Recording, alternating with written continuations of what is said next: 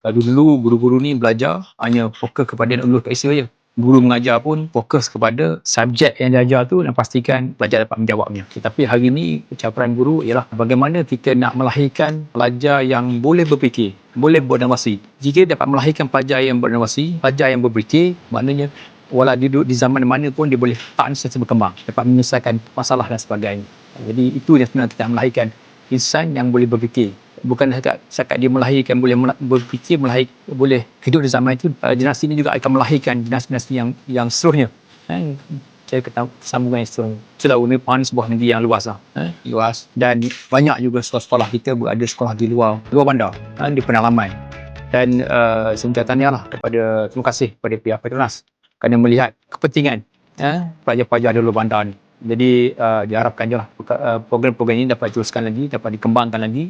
Sana kita tahu sekolah kita ni banyak di pinggir bandar, di pedalaman, di kawasan asli dan sebagainya. Jadi diharap program ini dapat diteruskan lagi.